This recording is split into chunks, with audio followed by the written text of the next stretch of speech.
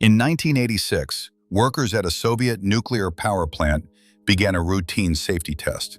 Then suddenly, the reactor exploded.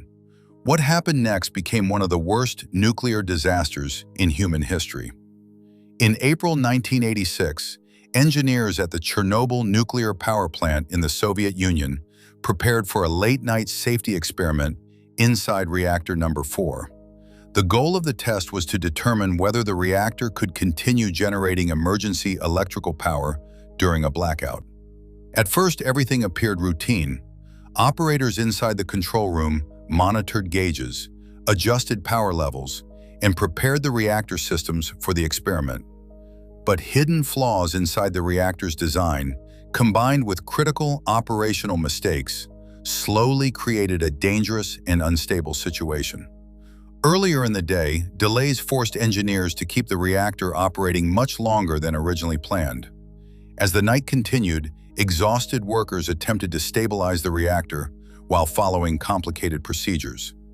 Power levels unexpectedly dropped too low. In response, operators manually adjusted controls in an attempt to recover the reactor's output. But the reactor became increasingly unstable. Warning signs began appearing across monitoring systems. Still, the test continued. Then suddenly, disaster struck. A massive explosion tore through reactor number 4. Moments later, a second explosion blasted radioactive debris high into the night sky. Inside the control room, confusion spread instantly. Some workers could barely believe the reactor itself had exploded. Others rushed through smoke-filled corridors searching for answers. Outside the building, pieces of burning radioactive graphite scattered across the facility, while fires erupted on the roof and surrounding structures. Emergency alarms echoed through the power plant as workers desperately attempted to understand the scale of the catastrophe. Meanwhile, firefighters rushed toward the reactor, unaware of the deadly radiation surrounding the building. To many responders, it initially appeared to be a normal industrial fire. Fire crews climbed onto rooftops surrounded by burning debris while attempting to contain the flames. But invisible radiation levels near the reactor were extremely dangerous. Throughout the night, workers and firefighters began suffering from severe radiation exposure without fully understanding what was happening. Nearby, the city of Pripyat remained mostly calm. Families slept in apartment buildings only kilometers away from the damaged reactor. Children rested in their homes. Streetlights illuminated quiet roads, while radioactive particles silently spread through the air above the city. By morning, strange metallic tastes, headaches, and illnesses began affecting some residents and workers. Still, official information remained limited. As radiation levels increased, Soviet authorities slowly realized the true scale of the disaster. Military units, scientists, engineers, and emergency teams rushed toward Chernobyl in an attempt to contain the reactor and prevent an even larger catastrophe. Meanwhile, helicopters flew directly above the burning reactor, dropping sand, lead, clay, and chemicals onto the exposed core.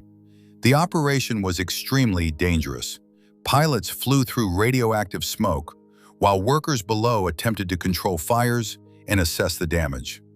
Inside hospitals, doctors struggled to treat firefighters and workers suffering from severe radiation exposure. Many medical teams initially lacked accurate information about the levels of contamination surrounding the disaster.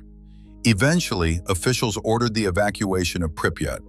Thousands of buses entered the city, while residents were told they would only be leaving temporarily. Families gathered belongings, boarded buses, and left homes they would never return to again. Entire neighborhoods slowly became abandoned. Schools, parks, apartments, and streets remained frozen in time after the evacuation. Across Europe, radiation detectors in several countries suddenly recorded unusual contamination levels.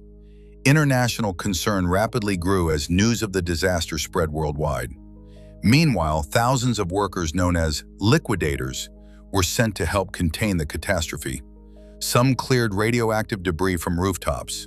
Others built barriers, removed contaminated materials, and assisted with emergency operations around the reactor site. Many worked under extremely dangerous conditions.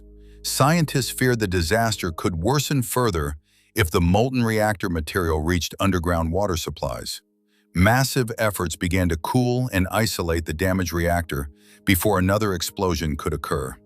Eventually, engineers constructed a huge concrete structure known as the sarcophagus around reactor number 4 in an attempt to contain the radiation. But the damage had already changed countless lives forever. Entire communities were abandoned. Large exclusion zones were created around Chernobyl and Pripyat. Forests, villages, schools, and buildings were left empty for decades. The Chernobyl disaster became one of the worst nuclear accidents in human history. It permanently changed international nuclear safety policies and exposed the dangers of secrecy, design flaws, and human error. Even decades later, the ruins of reactor number 4 remain one of the most haunting disaster sites in modern history. Today, abandoned buildings still stand inside the exclusion zone, while nature slowly reclaims the empty city of Pripyat. The disaster continues to fascinate people around the world because of its terrifying combination of invisible danger, human mistakes, heroism, and survival. What would you do if danger surrounded you, but you couldn't see it?